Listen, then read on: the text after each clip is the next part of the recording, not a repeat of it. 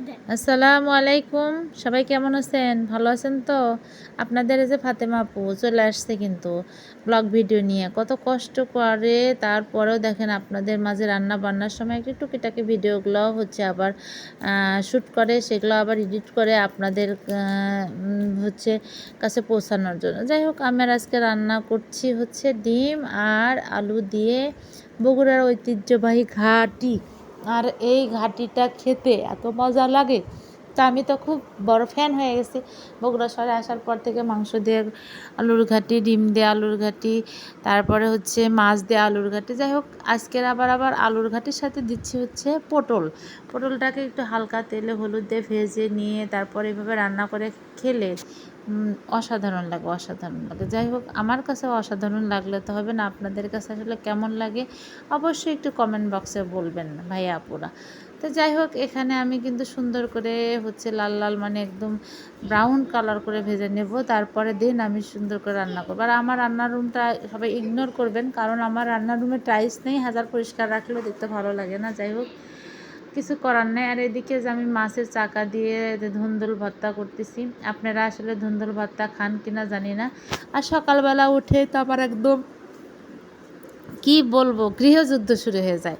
মানে একদিকে বড় মেয়ে কোচিংয়ে যাবে, আর একদিকে হচ্ছে আপনাদের ভাইয়া অফিসে যাবে, ছোটো মেয়ের স্কুল, মানে কি যে একটা প্যারার মধ্যে মানে শুরু হয়। শুধু আমার না, এরকম প্রায় বাড়িতে হয় যাদের 2-3টে সন্তান আছে তাদের বেশি জুলুম হয়। আর যারা 1-2টা সন্তান তারা তো রিল্যাক্স মুডে ঘুম থেকে উঠেন, তারপর রেডি করে নিয়ে আসেন। কিন্তু আমাদের মতো মায়েরা যাদের 2-3টা বাচ্চা তাদের একটু কষ্টই হয়ে যায়, অনেক বেশি প্যারা। তো কিছুই করার নাই। তো এখানে আমি রান্না বান্না করছি হচ্ছে ডিম দিয়ে ঘাটি। আর এই ফাঁকে ফাঁকে দেখেন আমার মেয়েকে হচ্ছে আমি লেখাচ্ছি, দেন আমার মেয়ে এখন এসে আমাকে বলতেছে, আম্মু আমার লেখাটা দেখো। তো আমি কথাও বলতেছি, বাট আমার লেখাটাও দেখতেছি, মাশাআল্লাহ অনেক সুন্দর হয়েছে, ঠিকঠাক।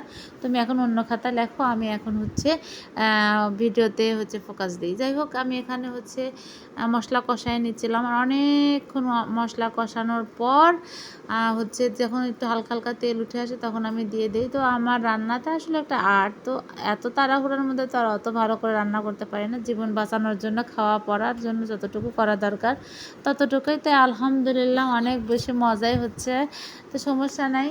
এদিকে আমি হচ্ছে এদিকে আমি সুন্দর মতো হচ্ছে তরকারিটা কষায় নিচ্ছি আর কি।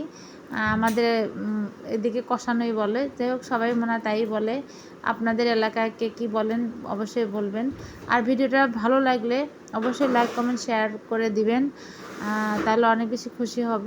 তো যাই হোক, আর এইদিকে তো আমি রান্নাটা শুরু করে দিলাম। এই যে ডিম টিম দিয়ে পটল দিয়ে আলু দিয়ে সুন্দর মতো রান্না। আর আমার আসলে কি বলবো, আমি একটা পেজ শখের বসেই খুলেছি, কিন্তু আমার মেয়ে আমার পেজটা নষ্ট করে দেয়।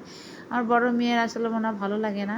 তো ও কী করে, সবসময় আমার পেজের বিভিন্ন অপশনগুলো অফ করে করে রাখে, যার জন্য এঙ্গেজমেন্ট নেই। কিছুদিন আগেও দেখলাম আমার ভিডিওতে অ্যাড শো করতেছিল।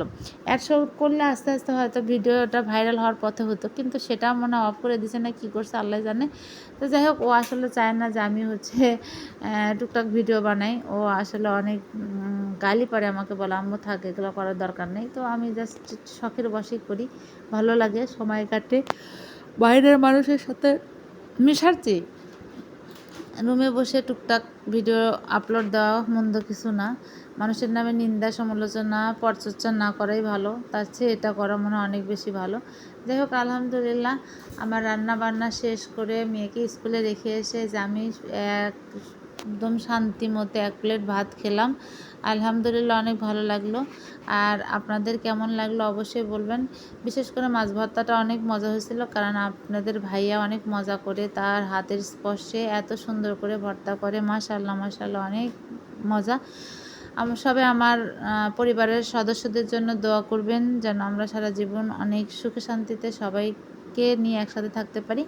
আর স্কুল থেকে এসে আমার মেয়েকে আম কেটে দিলাম, মাশাআল্লাহ আমার মেয়ে বসে বসে আম খাচ্ছে, আর আমি 1 বালতি কাপড় কেচে নিলাম। দেন ঘরটার মুছে তারপরে দুপুরে মেয়েকে খাইয়ে দিয়ে মেয়ে একটা দিলাম ঘুম। এক ঘুমে একদম আসর নামাজ উঠে পড়লাম। এই তো আজকের ব্লগ শেষ।